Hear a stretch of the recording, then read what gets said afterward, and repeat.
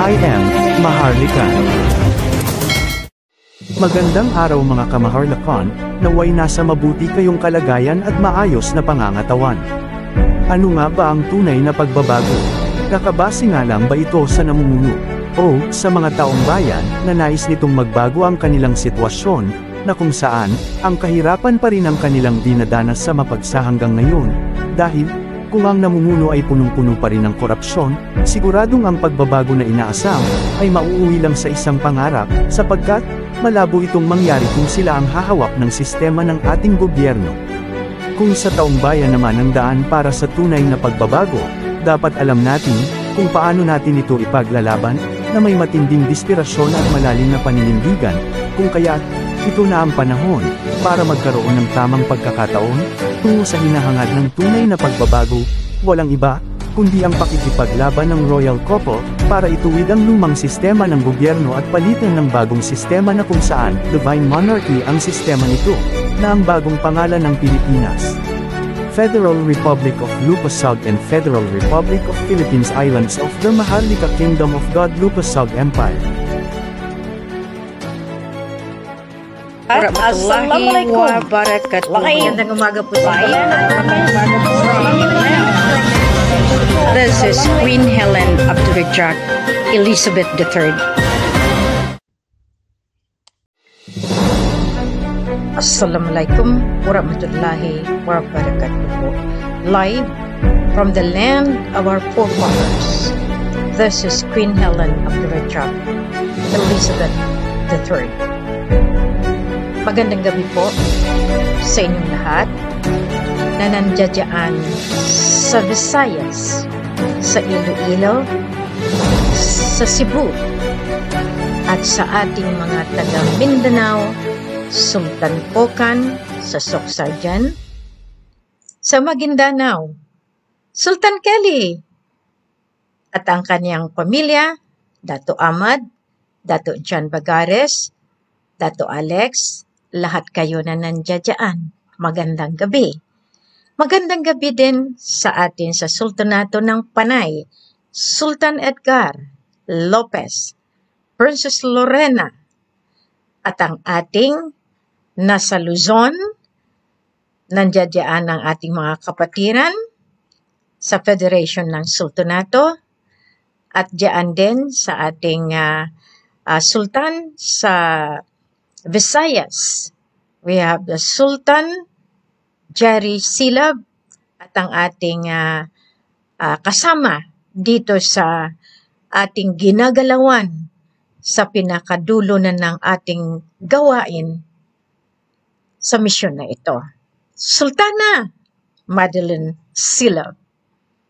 Magandang gabi din sa inyo, sa Sultan ng Lanao, Dato Don, ha? Ito, mga trabaho na natin.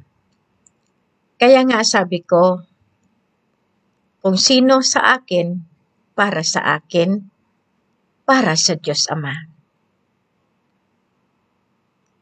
Ang mahal na hari, Sultan Mamay Abdurrahman Sharif al-Sultan Gamar bin Abdul Ghaffar, nagbibigay ng pugay sa inyo sa panahon na kailangan namin kayo. Kaya nga, sabi ko sa inyo, ito na. Ito na yung panahon. Ito na yung kailangan natin. Kaya nga sabi ko, wow, time has come na dito natin makikita kung sino ang atin. Kung sino ang nagmamalasakit sa atin. Malalaman natin ang tunay na kaalyado, ang tunay na kasama pagdating sa kagipitan. Nasa gipit na sitwasyon po ako. dahil yung pinaghirapan ko ng ilang taon ay kailangan tuldukan na at wagayway na ang bandila ng Divino Gobyerno. Pabayaan natin ang mga nanlalait, yung mga nagsasalita ng hindi kanais-nais, huwag na ninyong intindihin. Ngayon, inilabas ko ang ating uniforme na siyang magpapakilala sa kultura sa ating tinatawag na mga kawal na nasahanay ng ating Diyos Ama, ng Allah.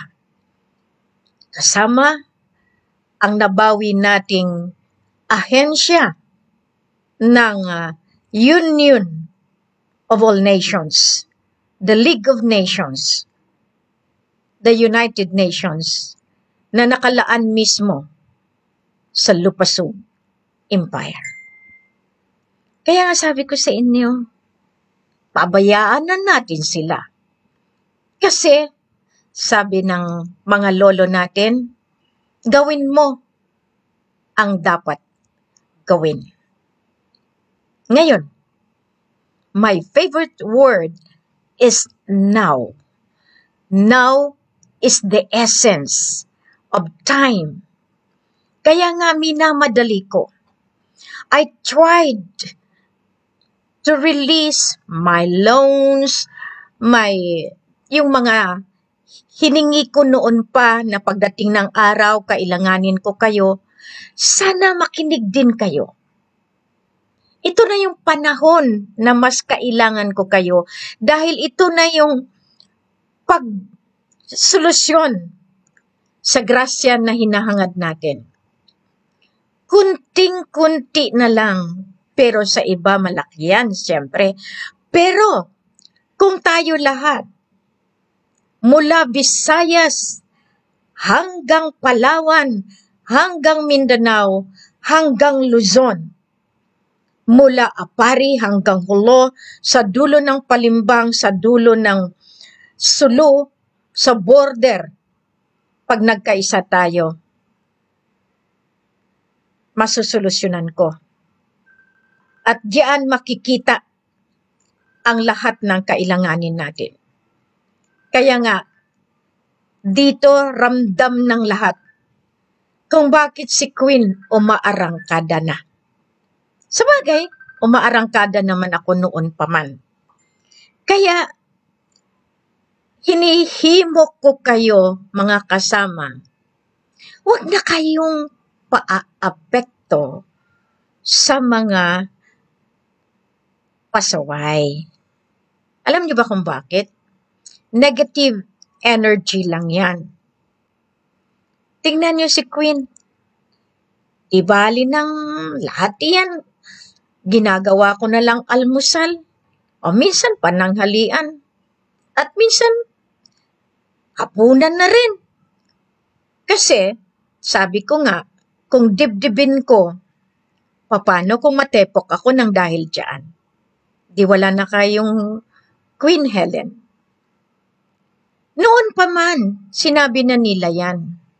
Kaya nga nakikita nyo, kung tawagin ako, gawin niya, si Helen na yan. Okay. Kasi, hindi nila nakita ang tunay na misyon sa pagtakda ng kalangitan sa akin. Tama, kilala nyo nga ako. Pero, bat nyo ba, napagtanto nyo ba, na simulat sa pool, talagang si Queen ay nagbabaybay na ng karagatan, ng kabukiran. Lahat ng kailaliman nag-iikot maliit na bangka ang sinasakyan, motorsiklo, natutulog sa checkpoint para lang ma-survey ko ang buong kapuluan. Ngayon sasabihin niyo sa akin na kayo ay queen ng mga kung anong pangalan. Wala ako doon. Kaya nga yung mga naaawa ko sa inyo. Inaakusahan niyo yung may-ari ng sovereign niya. Ngayon sabihin niyo, pinupuntahan niyo pa nga yung pamilya ko at bigyan ng kahihiyan. Pero okay pa rin. Ang sabi ng Diyos, kung sinong makinig sa akin, kung sinong nag-aalala sa akin, kung sinong supusuporta sa akin, kung sino yung nagmamalasakit sa akin, ayan ang kilalaning pamilya. Diba? Pagkausap ko kayo, anong tawag ko sa inyo? Magandang umaga, kapamilya. Hindi ako ABS-CBN ha. Iyan ang tawag sa mga taong tinanggap kahit hindi nagkikitaan sa personal dahil mas matimbang sa personal. Kaya nga, sabi nila, Queen, kilala ka namin, salamat. Maraming umiiyak kapag ramdam na nila na nananahimik si Queen. Pag nananahimik si Queen, sunod-sunod ang trabaho. Sabi ko sa inyo, ang trabaho ay trabaho. Hindi kailangan ibulgar. Kasi noong araw, masyado akong mapagkatiwala na inakala ko kapamilya, kaalyado, katiwala. Marami ang naging infiltrators para lang makuha ang sikreto. Pero pasalamat ako. Kasi doon nalalaman natin na hindi lahat na oras kanila ang halakak. May kasabihan, sa akin pa rin, ang huling baraha, ang huling halakak, dahil ako ay ginabayan ng makapangyarihan. Nagpapasalamat ako na minsan nagtalop na ang luha at sipon sa kaiiyak kung saan ko hagilapin ang kinakailangan ko. Hindi naman dapat naghirap si Queen kung naging honest kayo ng pinagkatiwalaan. Pero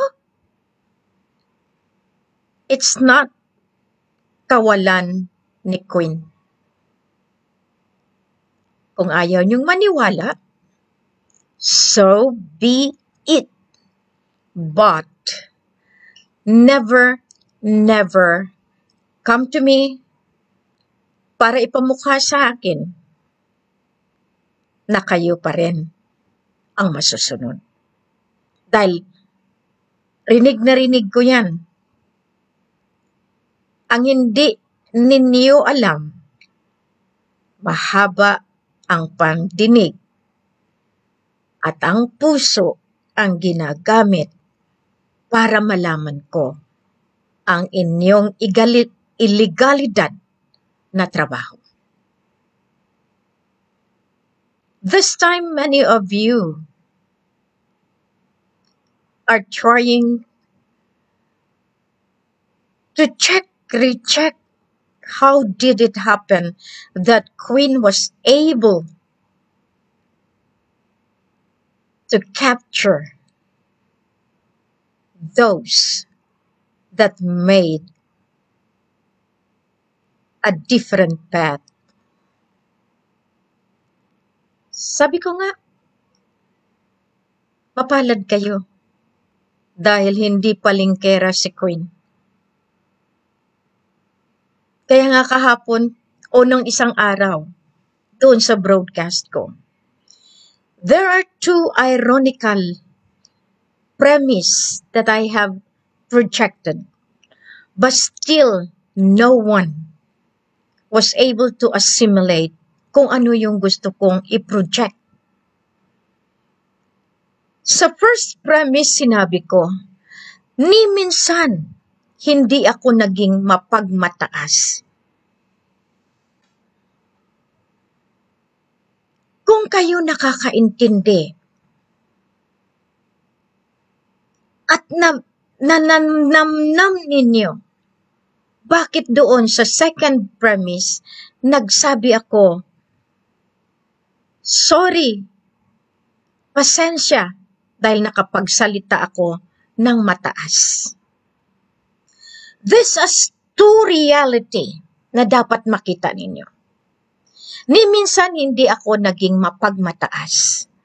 Means, I am in my spiritual being saying that na hindi kailanman naging mapagmataas ako pagdating sa aking spiritual na katauhan.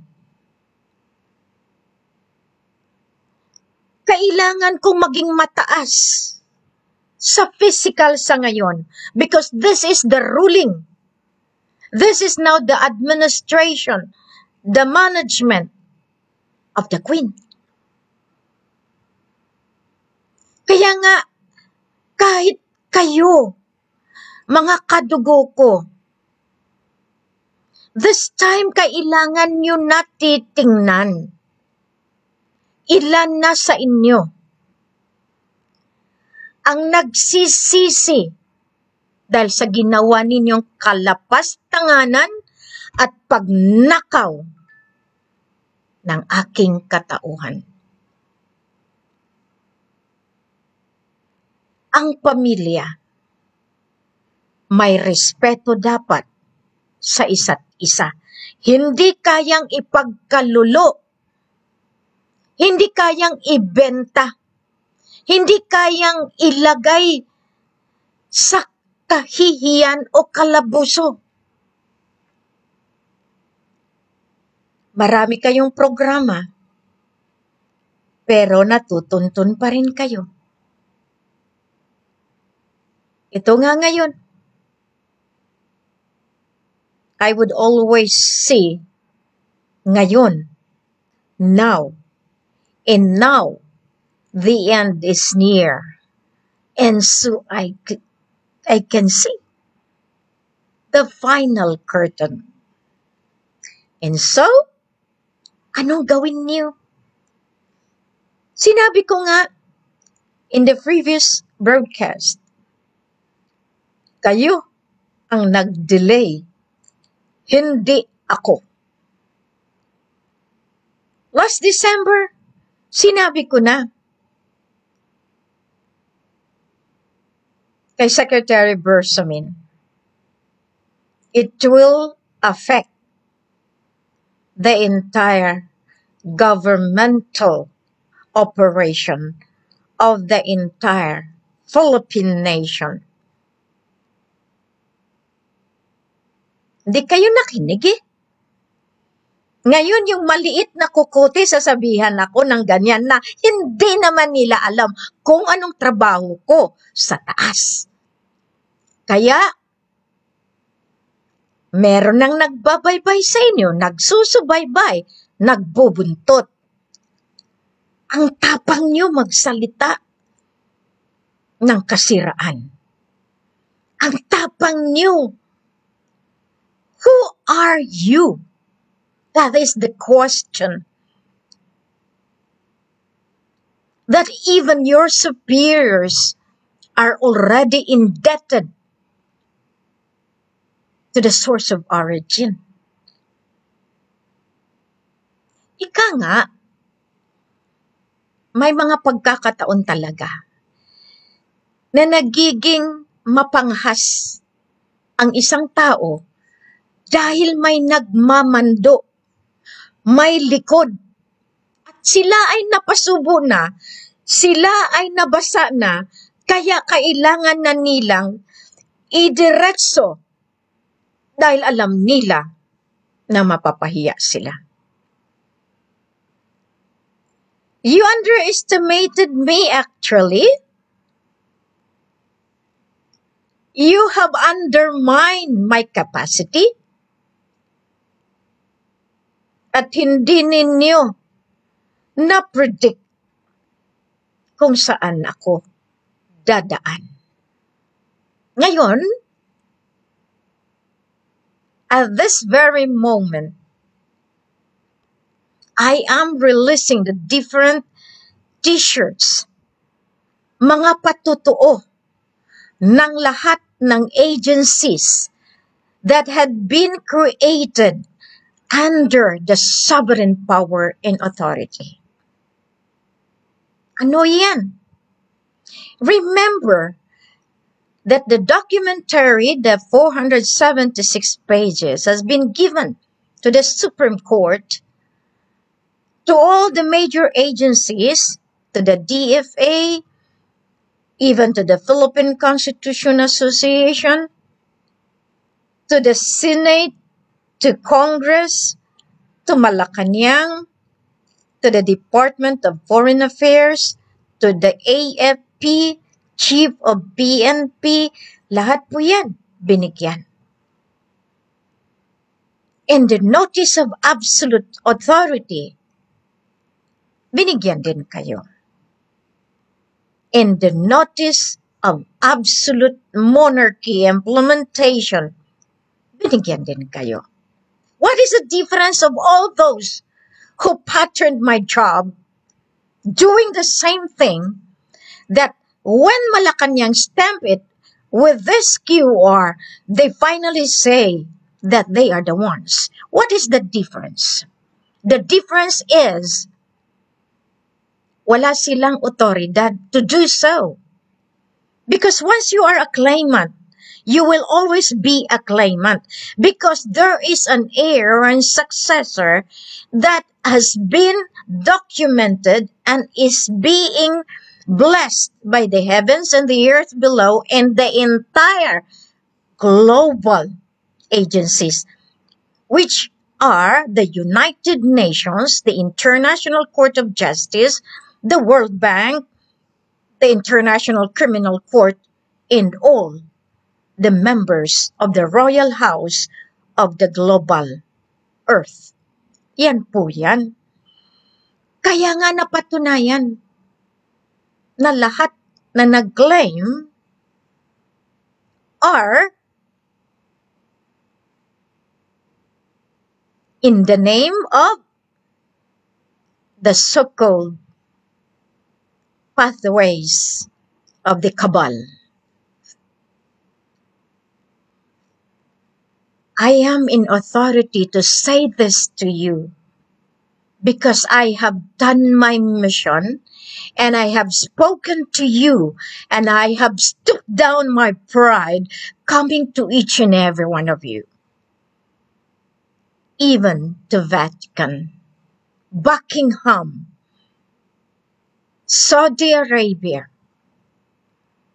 and to you, Barm, sad to say, even if you will continue denying or doing things up there, down there, side by side with the claimants, still, you don't have the money. I can guarantee to you, because the soul and the backbone of the authority given to the Philippine government in 1986 is the claim of Sabah and the claim of the ARMM through revolutionary government. Kaya naging revolutionary government tayo after that they have ousted the president from Malacanang. And what I am doing now is recovery program.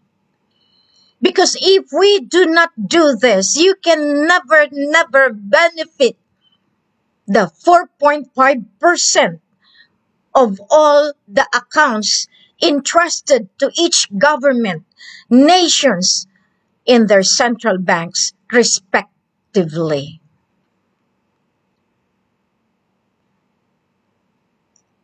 It is the process of recovery that will make the whole world bow down to Philippine Islands. The Philippines is the seat of power of the financial institution of the entire globe. You have misled the world. You claimants, you queens holding the mother account, are you not ashamed? Where is your authority? And that is where you are going to pay for making the misleading tactics na lahat inaalaw din ng gobyerno para hindi matunton ang katotohanan. Who is then more liable than you? Because you had been looking up on the authority assigned to the special power of authority given by the Sultan of Sulu to the office of the president. But since the president term is over after 2013 at the expiry of the Matulindo, and finally the police power after the expiry of the Carpenter Agreement in March 22,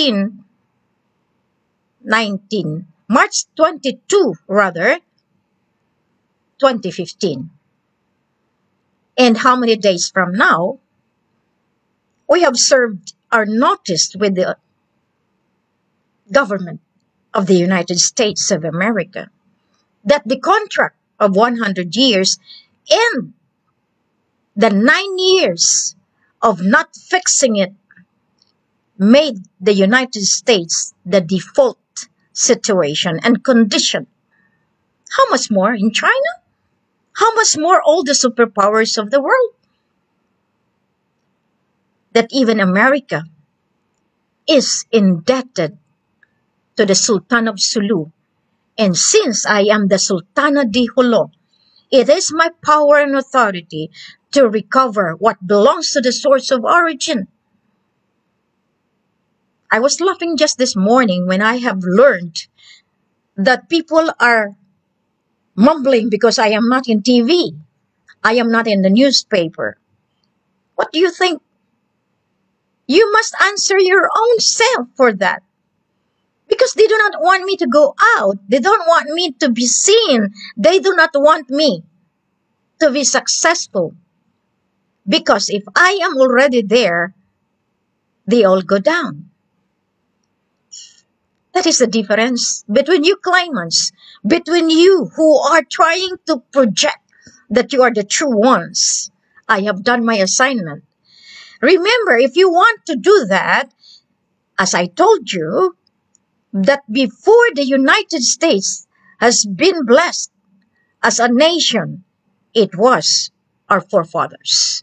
It was the Sultan of Sulu. Now, this is the contesting point wherein everyone would like to become the Sultan of Sulu. But they didn't know that there is still a secret into it, and that is the Sultana di Jolo. The title of the Philippine Islands was taken to the titulo ng Sultanato. Sulare Islands. Now, do you have that power? Do you own it? Oo. Ang ginawa ng mga pamilya, binenta. Binenta nila ang Solari Island. Yung islet doon sa Parang Sulu, which they didn't realize that the totality of the sovereignty is coming from Solari Islands as recorded to the World Book of Record in Buckingham Palace and in the archives of Brunei and of Borneo. Even so, this is the reason that you people must understand na kahit anong gawin ninyo, lalabas at lalabas ang katotohanan. Nadidelay tayo dahil din sa inyo ng jumping from one boat to the other boat to the other one because you have seen na ito pala siya ay totoo dahil ang galing, the sweetest tongue, and yet you have failed to see the background of who is that presenting to be what you think is the real one in the premise of your belief. Naniwala kasi kayo. Napakitaan lang kayo. Like what is happening in Sabah. These people are coming from Sabah. Alam niyo ba yung konspirasiya doon? Pinapahuli ang kapwa Pilipino para ipatubos ng pamilya. Halimbawa, nahuli nila, nag-grade ang immigration. Pag marami ang nahuli, pinapabayad nila yan. Yan, yung limpak-limpak na salapi na inuuwi dyan sa Zamboanga. At yan naman ang ginagamit para magkaroon ng pasabog, ng gulo. Kaso lang, all there's propaganda, black operation, napasukan ni Queen. I investigated it well. I have my proof. I have my physical proof into it. And the people that had been tasked already confessed to me. Kaya nga, masakit lang minsan. Tapos na ako in 2012. Pumasok lang itong mga whispering hope ng kadiliman. Oy, Radya, huwag kang maniwala dyan kay Queen. Hindi siya. Hanapan kita ng mas maganda, mas bata, na yun ay karapat-dapat. Ginawa ninyo yan. Nasaan kayo ngayon? Diba? Ang sumpa, ang curse, o sabihin na lang natin, ang karma, babalik at babalik sa inyo. Saan kayo? Kayong mga kasama ko, hindi pa kayo nagre-report because I have given you the authority. Basta ng report ninyo. Dahil tinitingnan nyo si Queen, nilagay nyo sa palad nyo, na paiikutin ninyo. You never gave me that respect that it is the Queen that has the mandate over you. Diba? Have you realized that? I have leveled myself down. I have humbled myself. Marami kayong nilalagay na text. Pero nung panahon ba na kayo ay namayagpag, how did you backfight me? Paano nyo ako sinira? Idinig na dinig ko dahil it is open in the cellphone. Nag-react ba ako kagad? Hindi. Dito lang yan, oh. Dito lang yan. Dahil alam ko naman may mas nakikinig. At ang hustisya, ibibigay din sa inyo. Di niyo alam kung anong mangyari sa inyo. Pero ako, sinisiguro ko sa inyo, kapag hindi niyo inayos iyan, hanggat-hanggan, magkakaroon kayo ng problema. Biro nyo, dahil kung mas maganda sila, in-check sila, At nagpresenta sila na sila yung dikit ng lolo sa China. Nagpresenta na sila ang totoong king and queen, na sila yung signatory ng kung ano-ano. Okay lang kay queen. Nagpaparaya ako. Ngayon, naggawaan na ng sistema. Natapos na. They have exhausted my brain to do all the documentation. Then all of a sudden, ako pang sisihin niyo that I have went away? No! I keep on asking you to help me, help Grandpa who is sick. Ginawa niyo ba yon? I had been sending money. Pero ginawa niyo ba? Nung ako'y nagkakasakit, nakaratay, humihingi ako ng saklolo. Tinulungan niyo ba ako? In fact, sasabihin, may sakit din. Mas prioridad ko ito. Doon ko nakikita po yan. Yung kunting balik ng pagmamahal o kunting bigay. Kasi alam ko nagbigay ako eh. Hindi dapat na kailangan singilin ko kayo. Hindi. Pero gipit ako. Kaya diyan nakikita ang isang tunay na kapatid, tunay na kaibigan, tunay na kaalyado pagdating sa kagipitan. Diyan niyo marirealize. Kahit ina, kahit anak, hindi man lang makapagbigay. Kitang-kita na, nanananikluhod na, nagsusumamo na. Pero okay lang. Okay lang.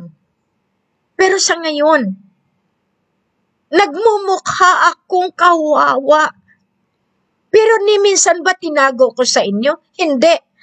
Sinasabi ko sa buong mundo para ipahiya kayo, government. Ipahiya kayo, wealthy people that have used the money that is in my name.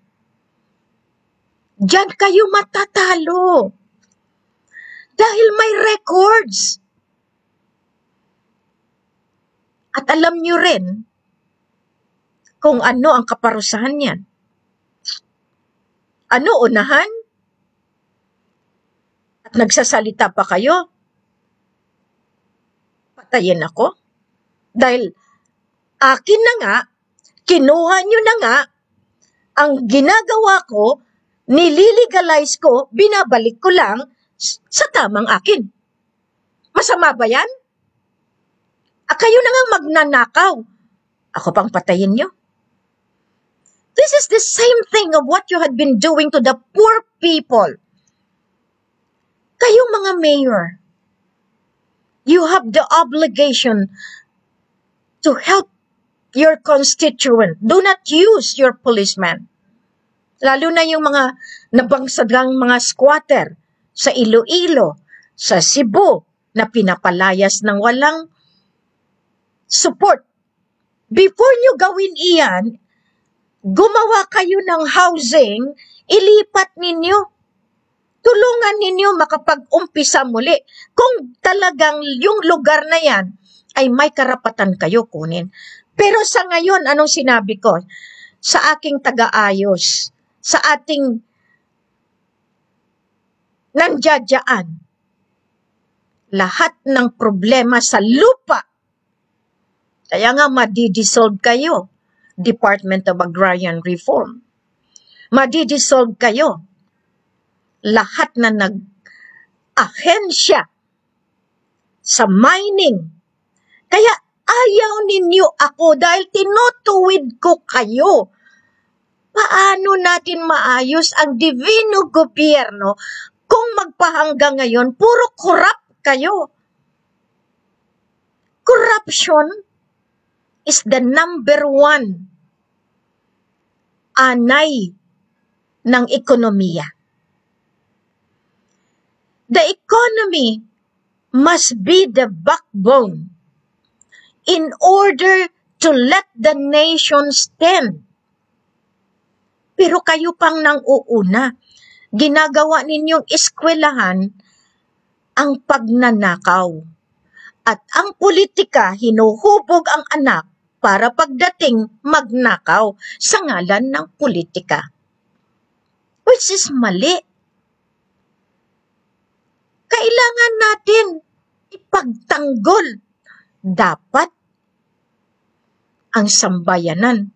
Hindi yung mga wealthy family na doon din kumukuha sa mga kapirahan na iniwan sa bansang Pilipinas.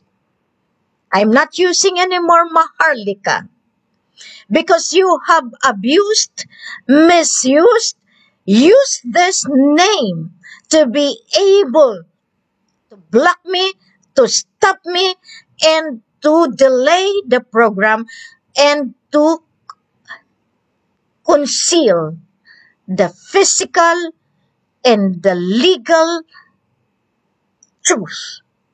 Yan. Now sabihin niyo sa akin, it is I who made Maharlika known to the world because of my 4 years broadcast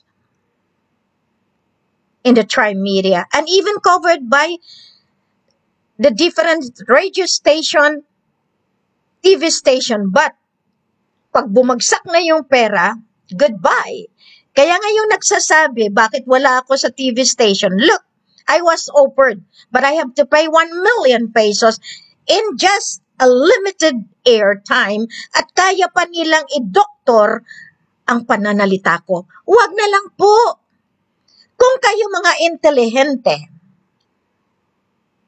makita ninyo that I could be more spontaneous in explaining to you the reason why that I do not need the ABS-CBN or the GMA for that matter, because they can make the truth in their own box na yun lang ang gusto nila i-project. Look what has happened in the past. Sinira na nila ako, ang dignidad ko. Sino ang mga nag-support niyan? And I thank Dato Baron Geisler. I have let my minister contacted you because I want to recover the shame, the moral, the spiritual na ginawa ng bawat media na nag-publicize, especially Philstar newspaper, yung mga artista na nagsuporta doon sa mali. Gusto kong itama yung ginawa nila sa atin lahat. Unang-una. Bakit? Dahil ayaw nila. Ito ang pinakamasakit na punto eh. Ang tao nagbabago. Pero kayo na nagtatago sa kadiliman in the premise like a very, very good meek lamb. Yung tupang napakapino, napakabango, pero demonyo sa likod, ayaw namin yan. Pero yung tao na nagbago at nandoon na sa pananalig ng Diyos, mas susuportahan ko pa. That's why I supported Dato Baron Geisler. Now, you will be sorry. Lahat kayo na nag-atake sa akin. Hindi nyo ba alam may tagalista ako? Bakit? This is divine justice. Kung hindi man malista yan, may record sa kalangitan. May record sa Lemuria. Kung kayo ay nakatingin lamang doon sa physical, hindi ninyo nakita yung katauhan na mas makapangyarihan ang inyong espiritual. Kung wala ang spirit na nandiyan sa inyo, hindi kayo tao, sumbi kayo. O kaya ang tawag doon sa amin, mga nilalang na hindi tinatanggap ng kalupaan. I am just happy to see you again. And I thank really the opportunity that I have the courage and strength right now to say this to you. Alam ko marami na ngayon nagbabantay. Marami na sa inyo. Nami-miss nyo. Pero ito isang bagay na kailangan natin ngayon. Learn to appreciate yung nasa tabi ninyo. Kasi yung tabi ninyo na yung hinahamak ninyo ay yun pala ang makatulong sa inyo. Ngayon, my work is not known to everyone. Meron tayong tinatawag na hierarchy. Na yung hierarchy na yan, hindi ko kailangan ibunyag. Meron kailangang trabaho, ako lang at ang Diyos Ama. Kami lang nakakaalam. May trabaho na dalawa kami ni Kuya Radja. May trabaho na para kay Dato Puga. Na yun ay mga tinatawag natin hierarchy. Kailangan natin pagbibigyan yung flow of administration of the power and authority. Ang isang nasyon meron din yang hierarchy. Ang divine hierarchy meron din iyan. Meron po akong mga tinatawag na kinakausap. Pero since nga, yung level of spirituality, hindi nyo pa rin matarok. Dahil nandoon lang kayo. Natapos lang kayo nagsimba, okay na yon. Natapos lang kayo nagsambayang, okay na lang yon. I am encouraging each and every one. Whatever your faith, remain. Kung ano yung paniniwala ninyo, strengthen. That's where you found God. That's where you found Allah. That's where you found Buddha. Pero iisa lang po yan sila. It is yung pamaraan. Napansin nyo, I don't even shouted about the Bible. I don't even quote about the Quran because I want to let you feel the human side na yan na left out ng lahat ng mga misyonaryo na kailangan sa ngayon. This is the signs of the times. Ito yung panahon na kailangan tutukan. Hindi natin kailangan ipangalandakan na bersikulo, artikulo. Just look. What can you do? Let all of this go to those theologians, to the priests, to the religious, or to the schools. But what is the need of the time right now? Anong kailangan ng mundo sa panahon ngayon? Paano kumain? Paano mabuhay sa malinis na paraan? Paano tayo magkaroon ng tunay na pagkakaisa, pagmamahalan na hindi nakatingin sa pera o kung anong makuha sa atin. Merong kaibigan kasi kung ano lang gusto makuha sa atin. O kaya dahil strata ito, papasok sa atin. Yan lang naman ang ano natin eh. Pero yung kaibigan na tunay, meron ka ba dyan? Nakita namin. Nasaan ka? At ako'y nagpapasalamat doon sa mga kaibigan ko na hindi ko na kailangan maghingi. Salamat sa padala. Yun ang sinasabi ko sa inyo. Those that can feel, can see beyond kung ano yung kailangan mo. Tayo ngayon nasa kagipitan. At hindi ako nahihiya sabihin sa inyo na kailangan ko yan. I'll give you an example. Bakit nakakagalaw ang revolutionary government, ang BARM? Dahil unang-una, ang revolutionary tax ng lahat ng mayayaman sa Mindanao, kinukuha nila. Si Helen saan? Si Helen saan? Luha? Pasakit? Nakahingi? Babrand ng scammer. Ngayon, kung nabaliktad ko ang PAPO, ang OPAP, nagkaroon ng hanay, Office of the Presidential, lahat yan for peace process. Ngayon, nagiging PAPO, Peace and Prosperity Against Poverty and Oppression. That is the agency na itinatag natin para sa barangay. Nandiyan yung barangay justice, nandiyan yung governmental sa barangay. At diyan ko ipapadaan ang sistema na kinakailangan. OPAPRO, iyan yung nag-sign ng COVID-19. Bakit? Ginawa nila yon dahil ayaw na ayaw nila lumabas si Queen Helen Abdurrahman.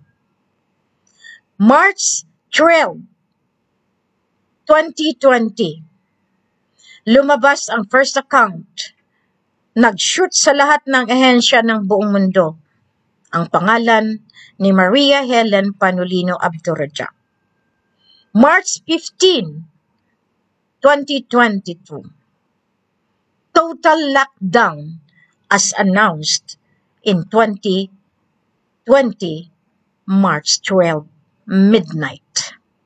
Just imagine how cruel these cabals are. Ngayon, sabihin nyo nga sa akin, lumaban ako ng patayan. Alam ninyo lahat kayo nung pinagtatawanan nyo ako. Hindi ako vindictive. Kailangan ko lang ipakita sa inyo na ang paglalaban kailangan armado sa dokumento, armado sa paninindigan, armado sa tinatawag nating commitment sa kapwa. Ang hindi nila alam, ginawa ito lahat. Ilalo ngayon. May malulusutan pa ba sila?